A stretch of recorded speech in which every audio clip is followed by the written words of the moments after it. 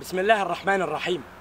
أنا صلاح الدين الزال، فلسطيني الجنسية، انولدت في فلسطين.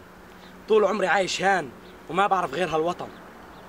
من يوم ما وعيت على الدنيا والأرض المقدسة بتتدنس، من أيام جدادنا وأرض فلسطين الطاهرة بتنزف شهيد ورا شهيد. عيناي شهدوا على المجازر اللي صارت في شعب غزة، شعب غزة البطل اللي عمره ما رح يركع، اللي بالرغم من الحصار والصمت العربي شعب غزة صامد ما بينكسر، لأنه شعب جبار.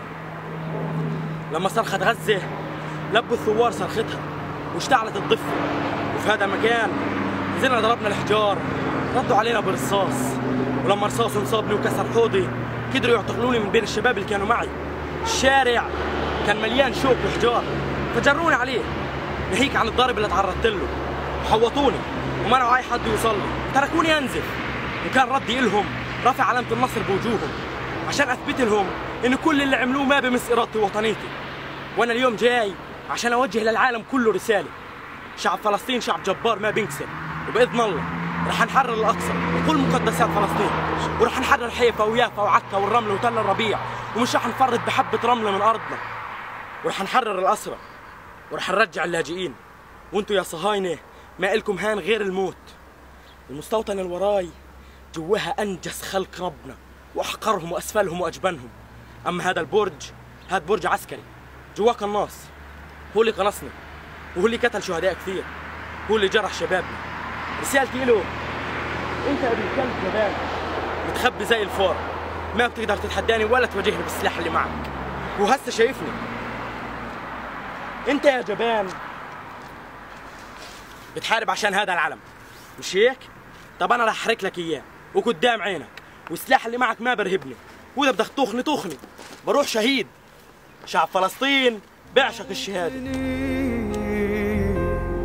موطني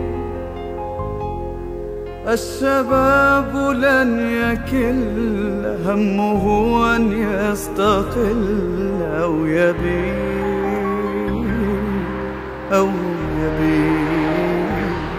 احنا شعب الجبارين،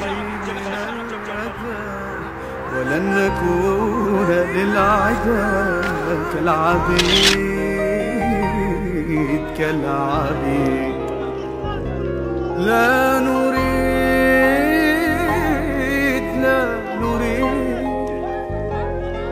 ذلنا المؤبدا وعيشنا المنكدا.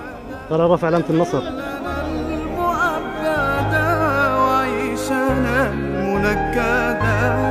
لا نريد بل نعيد